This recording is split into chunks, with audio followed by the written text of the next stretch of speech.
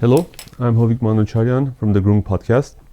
As of earlier this week, Artsakh has introduced food rationing, and other critical supplies are hard to find. In addition to that, there is a damaged high voltage electricity cable whose repair is being prevented by Azerbaijan, and this has resulted in rolling blackouts throughout Artsakh. And just yesterday, the only fiber optic cable that was providing internet to Artsakh was damaged around the same area as the pseudo-eco activists were located, and access to that cable is being denied. So, however, outside of a few mumbled statements, the world watches on. And today we're going to talk about this issue with ARAM ORBELYAN, who was with us 3 weeks ago, and we conducted a deep dive at that time into the topic of the UN Security Council. Today we will cover a range of other questions, and this interview is a collaboration between 168 Hours and the Groong podcast to try to increase the level of English language coverage on this issue. Thanks for joining us. ARAM ORBELYAN is an international law specialist who is an attorney and managing partner at Concern Dialog. Mr. ORBELYAN lectures at the Academy of Advocates of the Republic of Armenia, and Mr. ORBELYAN was Deputy Minister of Justice in Armenia between 2011 and 2014. Welcome, Mr. ORBELYAN. Hello, thank you for the invitation. As I promised, I'm back to your studio to answer the other questions which we left and any new questions which you may have. Very good, thank you. So, and we do have a lot of additional questions for you, but let's begin with the most simple one. Ever since this blockade started, a number of world governments and international organizations have called on Azerbaijan to unblock the Berdzor corridor, yet so far all of these calls are on deaf ears and verbal, nothing actionable taking place. What legal basis does Azerbaijan have sort of in establishing a control checkpoint on the Berdzor corridor, which is sort of, I guess it wants? That's one of the goals that they have stated. Yeah, okay, so it's very important, before we go forward to your question, what are the legal basis for Azerbaijan to undertake any control over this territory? It's very important to understand what is happening in the territory, not on the blockade, but overall. And from which perspective we are looking at the situation, the answers may vary. So, from my personal point of view, from point of view many Armenians, from point of view which can be backed up by international law, Soviet legislation of late 80s, 1991, the Artsakh is an independent state, or at least is a people who is struggling for their independence, which means they have proclaimed their independence, but the world or Azerbaijan has not recognized it yet. And it's also very important to understand where Artsakh became independent from. Is it from independent Azerbaijan, or from Soviet Union, or from Armenia? So this is also a very important question. So if we go from the perspective which from time to time it seems Pashinyan is repeating, and that could have been seen by many their party participants' declarations, they kind of claim that, okay, the world recognized it as part of Azerbaijan. So if this is a part of Azerbaijan, of course Azerbaijan has a right to undertake any control there. And that is a little bit bordering, or not a little bit, actually really bordering, when we see that the issue of independence, this issue of security, issue of jurisdiction, of control is moving to humanitarian field. So we are speaking about, okay, we have people living there and the people are in disaster, so kind of we need to assist them. This is very important element, and human rights humanitarian element is very important. However, the issue should be still looked at independence of Artsakh, at control of the territory, at use of force, illegal blockade, aggression, and within these categories. So if we look at the territory as part of Azerbaijan, then of course they would be taking, okay, we are going next step after November 9. We can say, okay, in November 9 there is specific regulation, but this is important when we are speaking about independence of Artsakh. Right. If we are telling, okay, this was the first step, we are going to the next step, and we are telling this is part of Azerbaijan, then of course Azerbaijan would say, I want to have a blog post. Then they would say, I want to have a police station somewhere in Stepanakert. They would say, we want to have Artsakh people going to Azerbaijani court. Then we would say we want to have Azerbaijani manat being currency. It's kind of this process would go there. What is also very important, the Aliyev in his interview explicitly stated that this is not a, let's say, civil blockade by some eco-activists, but this is an action by the government, or at least this action is endorsed by the government, which means Azerbaijan is fully responsible for the action, what is happening there. And when this becomes the responsibility of Azerbaijan, so we can say these actions are attributable to Azerbaijan, then this becomes a war crime, act of aggression, which is prohibited under international law. Yeah, thanks for the clarification. I'm going to ask another simple question. A number of organizations worldwide have warned about the risk of genocide in Artsakh. The Lemkin Institute for Prevention of Genocide so far has issued 5 updates to its red flag alert on Artsakh, calling both the separation of Artsakh from Armenia and the act of isolating and terrorizing Armenians residing in Artsakh as genocidal policies. We also have the perception of, for instance, a friend of mine was, we're discussing, and is it fair to use the word genocide in this case? And how do the activities of Azerbaijan meet the definition of genocide? Okay, so to come to this question, yes, in addition to a little bit continuation of the previous question, we need to really understand what is genocide.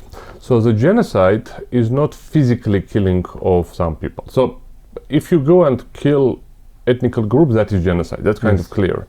However, you don't have to kill them physically to be a genocide. So if you undertake any policies which are aimed at destroying an ethnicity living in a specific place, because someone can say, okay, this is not genocide because Armenians continue to live in Armenia, for example. Still, if you undertake an action which is aimed at destroying the ethnicity in a specific area where they are living, destroying their, let's say, cultural heritage, history, any monuments, people, language, culture, religion, etc., in the specific place, be it through willful killing of people, arbitrary killing, being terrorizing so they just go out, or making a condition so they just change their beliefs or assimilate. This is all considered to be genocide. This is falling under the definition of the genocide of the Genocide Convention. It's falling under the general international recognized definition of the genocide. This is falling under the international criminal law recognized of a genocide, as well as practically most of the countries has in their criminal code the definition of genocide, which would include here. So the actions of Azerbaijan, especially again, if you look at the what happened after the 44-day war, we see that the churches are being either demolished, or cemeteries are being demolished. Cemeteries are being demolished, churches are being demolished, or they are being reconstructed under whatever other religion, be it Udi or something else. We can see what's happened in Nakhchivan. So people are speaking about the Nurjugha cemetery from the cultural point of view, but this is actually one of the acts of the genocide.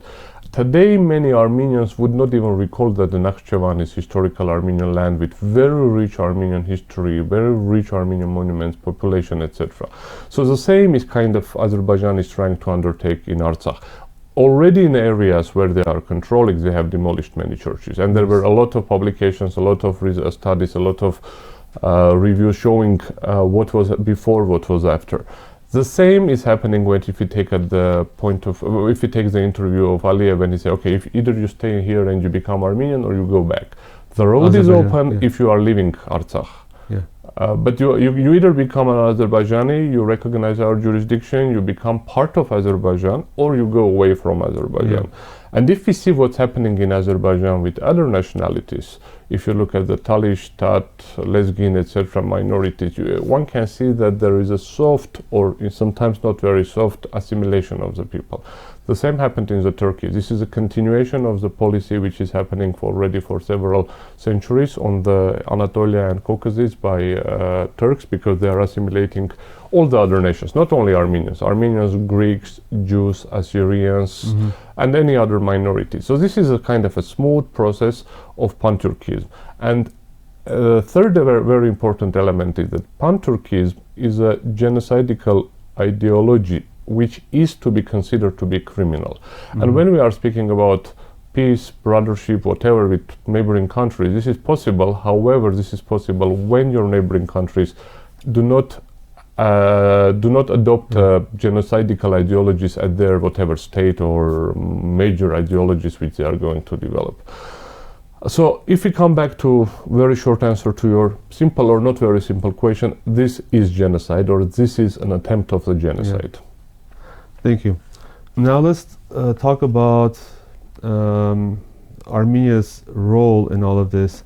As you mentioned, the Armenian authorities placed the entire responsibility for unblocking the Berdzor or Lachin corridor on the Russian peacekeeping contingent. Pashinyan even yesterday said that we urged the Artsakh leadership to talk to the Azerbaijani leadership, as if Armenia is some third country, not even France. Even France made stronger statements than that.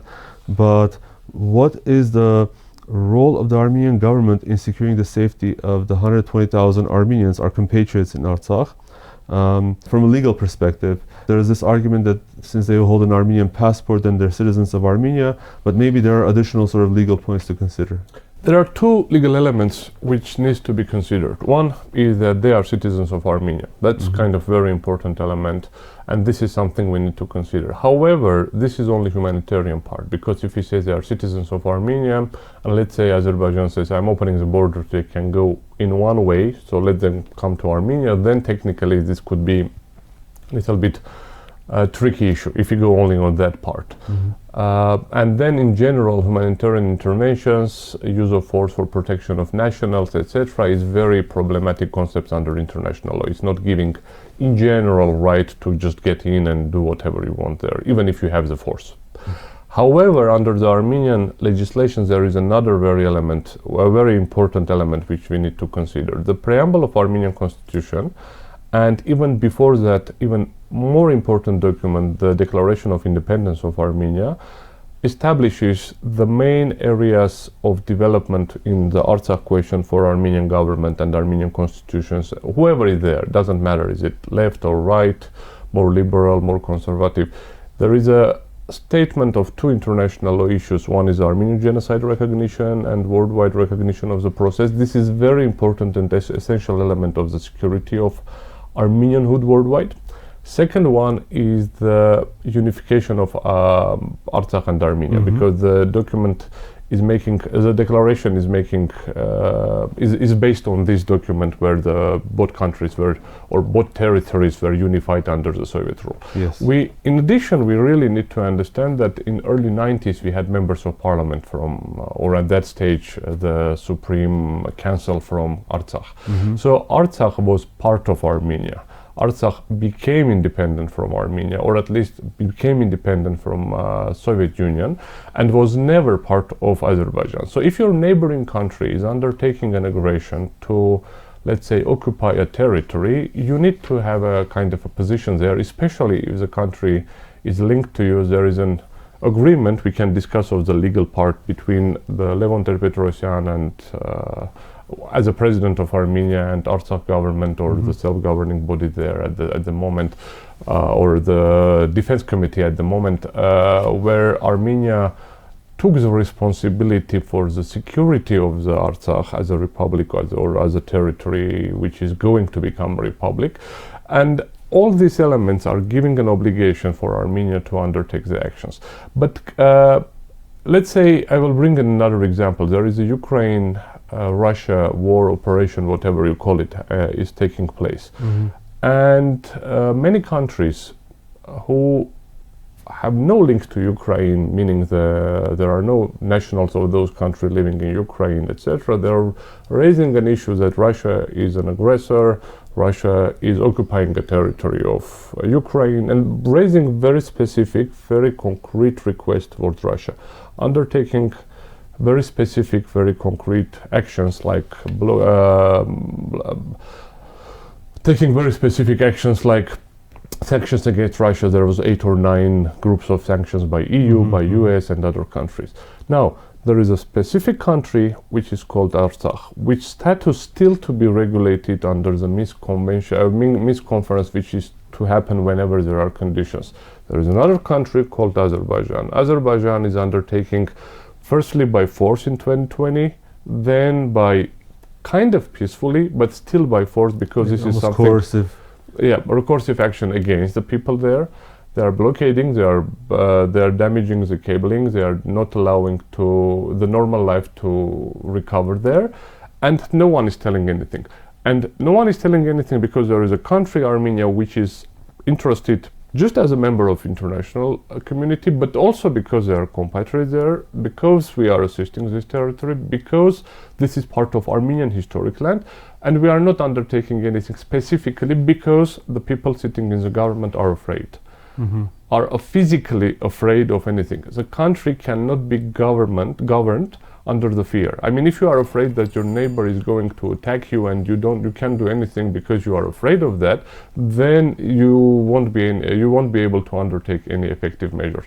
So this is very important. Again, Armenian government under the Armenian legislation is obliged first to protect Armenian citizens, but secondly, we are obliged to try to undertake all the necessary measures to protect the Artsakh independence. Yes. So we have forgot the second part. We are focusing only on the first part. We are all speaking exclusively on human rights or humanitarian issues, which is again very important, but not enough.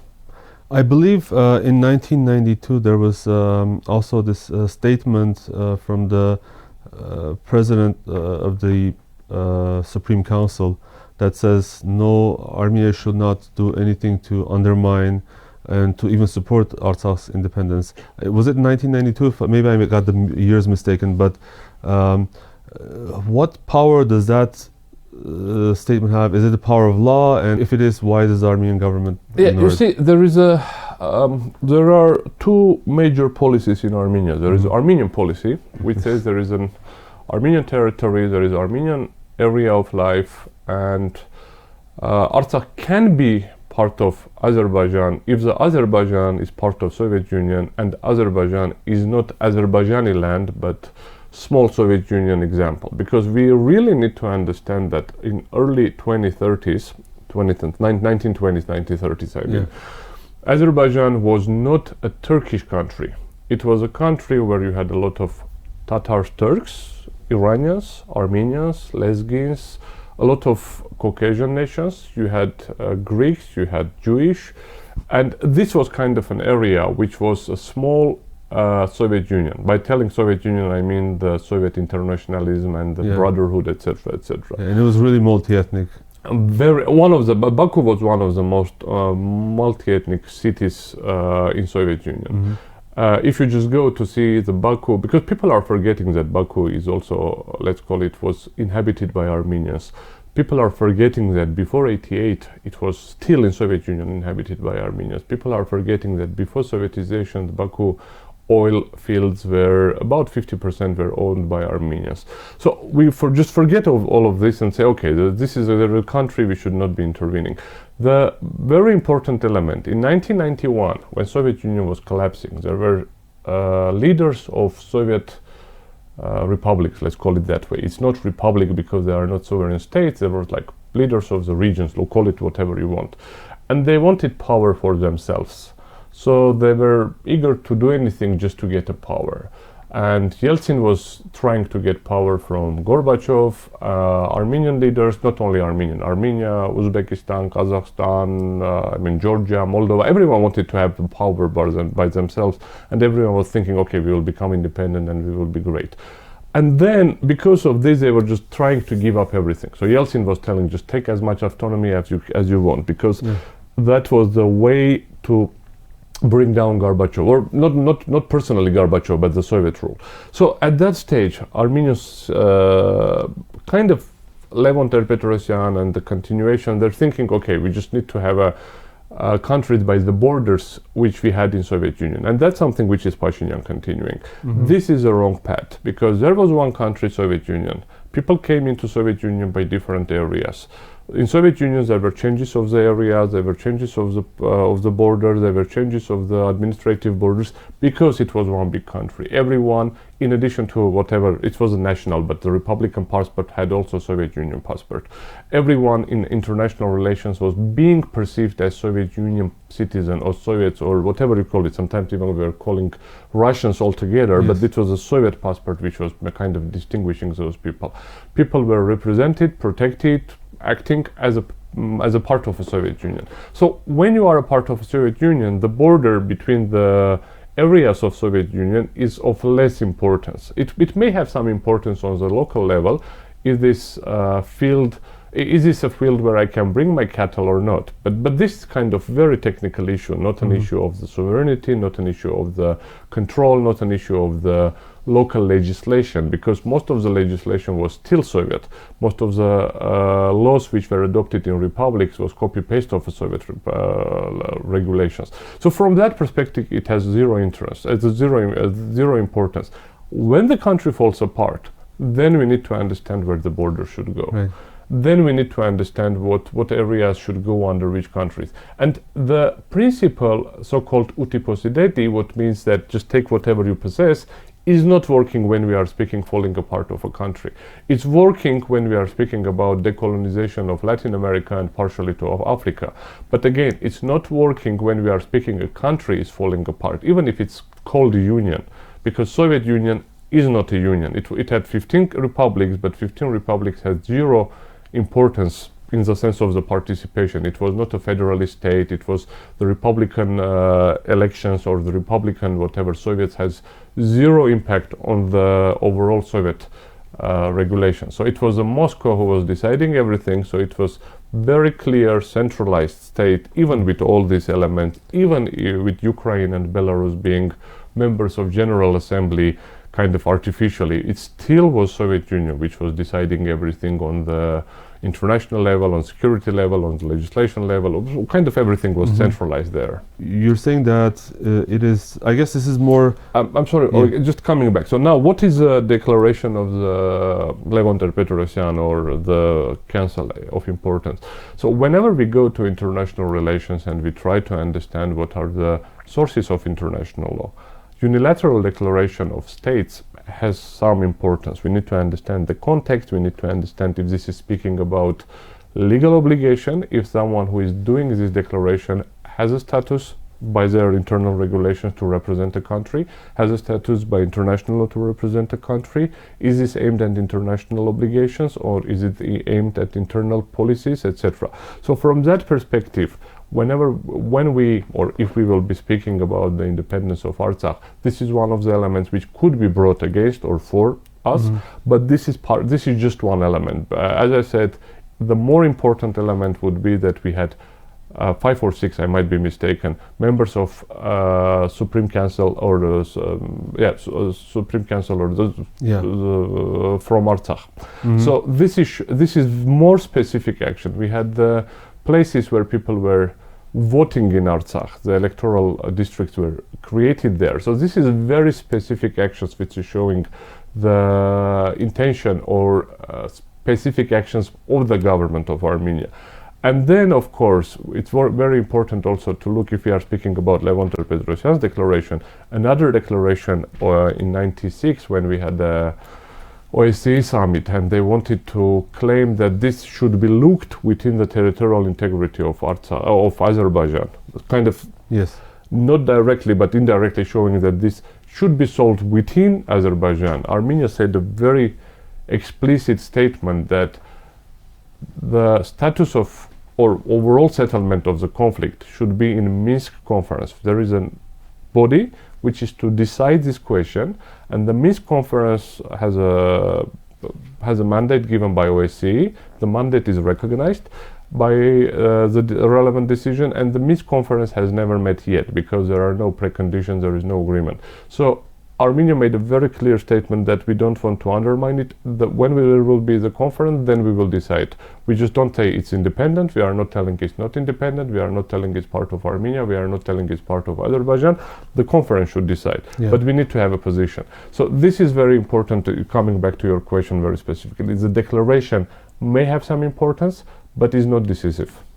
That's an important point, because my next question was going to be, given all of this, what tools Armenia has, or what should the right action of Armenia... What you're saying is recognizing Artsakh's independence is not the only thing. You can also say the issue of status should be resolved within the Minsk conference, right? Yeah. Is that...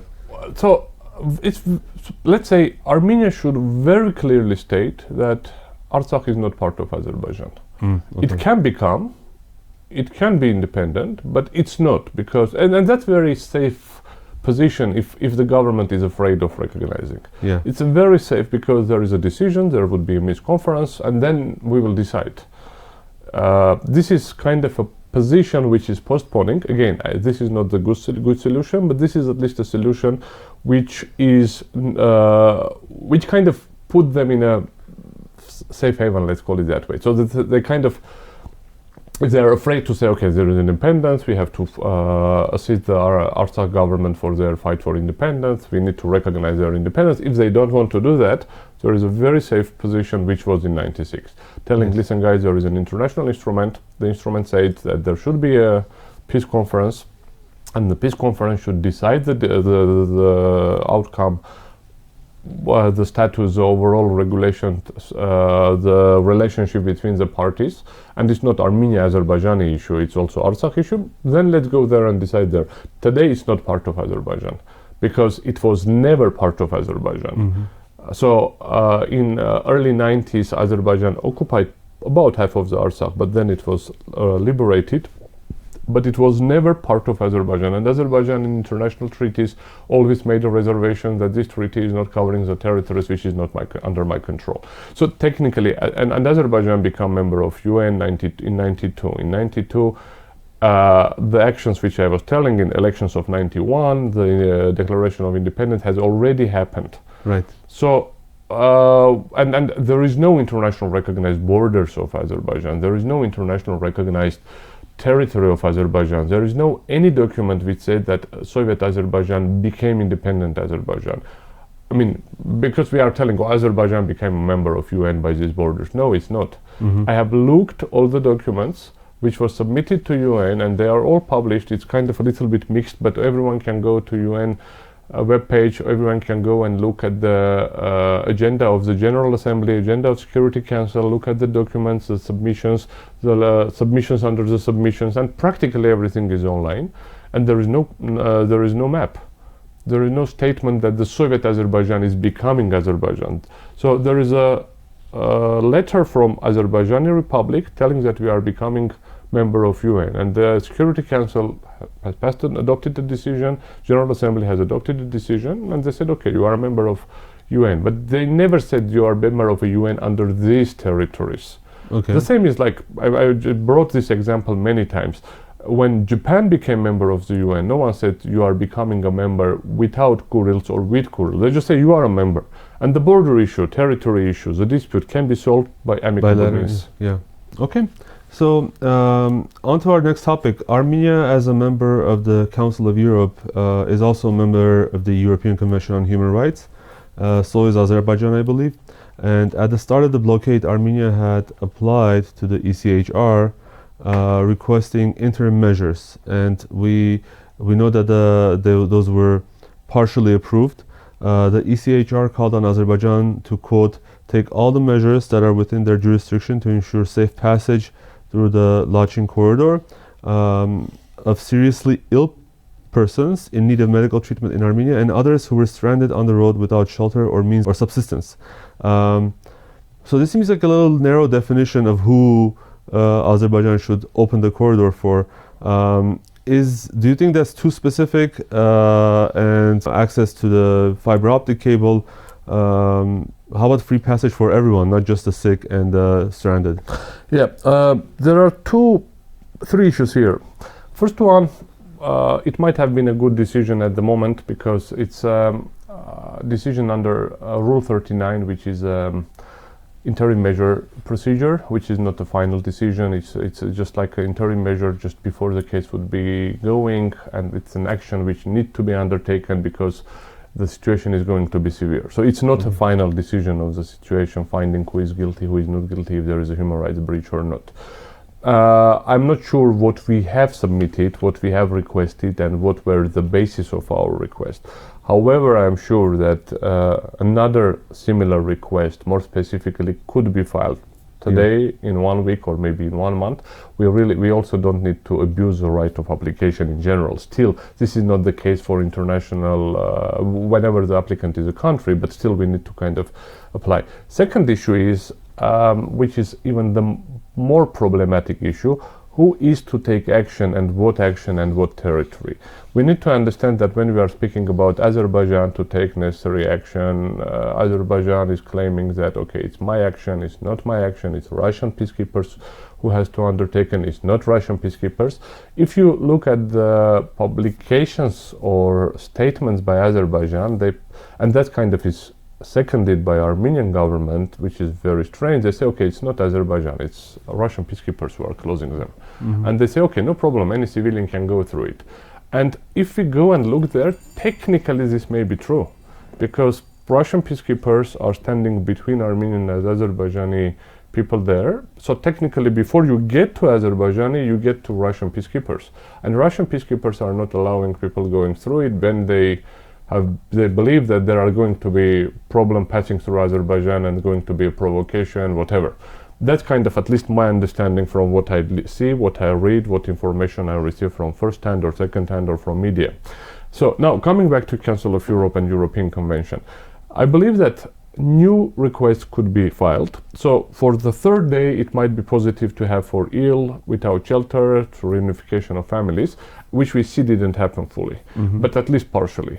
Secondly, I think the government should have kind of, the office of commissioner who is dealing with this issue should have kind of an open solution for people, Artsakhi people, Armenian people who have the issue, to just get there, get specific, very specific interim measure requests sent by government on behalf of those people. I just read in the newspapers, I think today or yesterday, that the mother of a person has passed away. They were having treatment in Armenia, and he wants her mother to be buried on the motherland, in Artsakh. And there is an issue that he is not able to do it, and the person is believing he is going to live in Artsakh and hoping he is going to live in Artsakh, and I hope he will be able to live in Artsakh. So, but if this is not the case, this is becoming a problematic. So, and so the third issue is, whenever we are requesting an interim measure, it's important it's to be very specific, the actions to be specific, but this is specific for people, not specific for actions. To undertake all unnecessary measures, meaning president can go there and say, people, if possibly allow those people to pass, and that would be all and any necessary actions. This is not specific. So, as a lawyer, whenever you are speaking about interim measures, you need to find an alternative solution. One of the solutions would be to organize the airlift and request Azerbaijan not to hinder any air transport going to Artsakh and going back, helicopters and airplanes. The other possibility would be to request Azerbaijan to allow whatever Russian peacekeepers, any other peacekeepers, without peacekeepers, to function the road through Karabakh. So there are different possibilities which we may request. To request Azerbaijan to not to hinder, to organize the road bypassing the activist or whatever place. There could be different actions undertaken under the interim measure, but the interim measure should be specific. And as I said, in European Convention case, it usually should be showing that there is an issue of life, issue of torture, and we are, if we are not in a situation of torture of 120,000 people or 150,000 people, we are almost there. So it's ill treatment for sure, and we are almost there to get to the torture, because at least psychologically, especially when you cut internet, when you have a blackout, before that you have cut the gas is back, but it's very questionable. So from that perspective, this is also very important. And here, if we go further, we could have especially if the genocidal actions are becoming more and more obvious, International Court of Justice under the Convention of Genocide, and request interim measures there as well. You did mention that even the previous interim measure judgment Azerbaijan has not complied with it. What tools does this judgment give us if Azerbaijan is not complying with it? What sort of additional rights Armenia get, Artsakh get, and how can we use that? Yeah, when we speak about interim measures, we need to understand that this is a question which could be solved very quickly. It should be very urgent, and it should not impair the overall procedure of the hearing of the case. So the previous interim measures which we were stating were very important, but were too generic to be possible to follow up. Yeah. Because when one says during the war you have to follow the right to life, an obligation which is there under international law, and every country is obliged to follow to not to breach the right to life. Then when the interim measure is there, then the government is breaching it. You come here and say, oh, you breach the interim measure. To check it, you still have to go through all the process and come to the final decision. That's why whenever your interim measure is too broad, too generic, is falling or repeating the claim you have, is practically impossible to follow up. So let's say we submit a new request and we're granted the interim measure of organizing airlifts, but Azerbaijan will sort of, then you fly. Then you fly, and then if there is some action against the aircraft, that's going to be flagrant violation, and it's a very clear violation. Today, airplanes are not flying because there is questionable. Is it Azerbaijan? Is it not Azerbaijan? If it's Azerbaijan, Azerbaijan is controlling their air territory, so over the land. So the Azerbaijan may hit any aircraft which is flying there, or the flight would be illegal, kind of that way. As soon as you have such a decision, the aircrafts are flying there without being afraid of prosecuting on land, because that's kind of going to be illegal flight if for whatever reason the country would be considering that this is Azerbaijani land or Azerbaijani air. Secondly, Azerbaijan would not dare to hit an airplane there. So this is kind of very important element. And thirdly, third country flights is possible. It don't have to be Armenian air carrier. It could be also French, Canadian, Russian, Georgian, whatever, because the flight is legal. Under the ICAO regulations, there are freedoms of air. There are like 3, then 8, depending on what we are looking at. I mean, Chicago Convention, Warsaw Convention, Ottawa. So different legal instruments are there. So as soon as we get an interim measure, very specifically, interimly allowing the Stepanakert airfield to be used, then it's kind of clear it's going to be used. Interesting. If we have a very specific allowance to fly for whatever type of the helicopter, then they are going to fly without a problem. Why I'm speaking about airlift? This is very important because private action, let's say a blockade by eco-activists or whoever on the air, is technically impossible. Of course, there might be one day massive balloon flight, whatever, but this can be forever. So from that perspective, the possibility of non-governmental actions to disturb is becoming impossible. Because today, Azerbaijan explicitly telling that this is my guys, still is kind of behind the curtain. It says, oh, this is ecological or whatever activity there. Okay, that definitely. Okay, so another question. In the last 2 years, the signatories of the November 9th statement, Armenia, Russia, and Azerbaijan have made numerous declarations stemming from that statement itself. Declarations essentially use the statement as a basis. What legal value or power do such declarations have? Considering Armenia's constitution, we talked about the preamble to the constitution. Azerbaijan, throughout all this time, we don't know, let's say on November 9 and 10 maybe, but throughout this whole time, every time it seems it's using coercive force to push Armenia to sign yet another statement. Could it be possible to argue that these statements are signed under duress by a future Armenian government if this one goes? And what is the importance of that? Yeah, okay. What happened in last several years, if we have a new government, we have a different situation, is becoming questionable, clearly, because it's not only duress, it's also duress, it's use of force, it's most likely there is a corruption of the governmental authority by the other government. There is quite a lot of possibilities to bring up the issue. All this should be investigated, but at least the use of force is clear.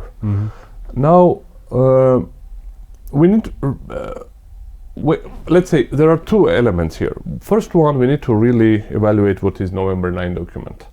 November 9 document from Armenian legislation, from international law, from most likely Russian or Azerbaijani legislation to be enforced as a declaration, as a document. The only possibility which I see is an armistice agreement, which kind of don't have to be ratified because it's stop of hostilities, but it's not a final decision of a status. So technically we just agreed that there is an agreement, we just stop fighting, and that's it. Now, it doesn't mean the conflict is over, because as I said, the conflict should be decided by Minsk conference, and Armenia should be following this position, telling, okay, we are ready to sign whatever, but that should be on a conference which should be adopted, and the conference, it should be accepted by international mechanism, which is a Minsk conference. The Artsakh issue also should be governed there, so it cannot be separate agreement with Armenia, Azerbaijan, leaving Artsakh issue open. It also should become part of the overall settlement, because this is a mandate of a Minsk conference. Now, but what is more important here? What Armenian government does rather than what it says, because technically we are having this agreement signed, and this is a ceasefire, but then afterwards we see the order from the Pashinyan to draw back forces from somewhere, to seize some territory. We are following the declaration that for a frozen lake we are not going to fight. Yes. Then we are seeing new statements about sovereign territory of Armenia, which a statement which I do not agree, because sovereign territory of Armenia was occupied for long ago, and I'm not speaking about Artsakh. I'm speaking in general, the procedures, and Azerbaijan is occupying Armenian land already on 2020, on the war, and some areas before war from Nakhchevani side. So the borders of Armenia and Azerbaijan should be not only demarcated, but also delimited, but also established under international law. One of the things which Armenia can do, if we are going to give up everything, are telling, okay, this is yours, this is yours, this is yours, we don't claim this one, we don't claim this one, enclaves is yours, this is yours. One of the possibilities would be for Armenia to bring up the question that we are ready to adjudicate this question. But before that, we need explicitly to put our position that we do not agree with the position of Azerbaijan. The use of force is inadmissible. The forces should be taken out by November 9 positions, and we are ready to adjudicate the question of Armenia-Azerbaijani territory. Right. Okay, Azerbaijan thinks that Syunik is Azerbaijani land. It's also possible. And Armenia thinks that, or at least I do think that Horadi-Zangilan is Armenian land. Let's go and adjudicate it. And let's go to court, bring up the argument, bring up the international documents. They will bring some declarations from Armenian government. We will bring some declarations and document from Azerbaijani government. And then we will adjudicate this issue by arbitration or by court. This is one of the possibilities if we are claiming we want to have international law, etc., etc. If Azerbaijan would reject, this is a good argument again, but we need to clarify our position, and our position could not be 29,800. Yes. Our position could not be, oh, by the way, Azerbaijan is occupying Armenian land 30 years, that's Artsakh. Artsakh is very important, but it's not an enclave issue, because we should not be sticking to Soviet maps. This is not a solution. This could be basis, but international law has recognized the principle of equity, fairness in distinguishing international borders.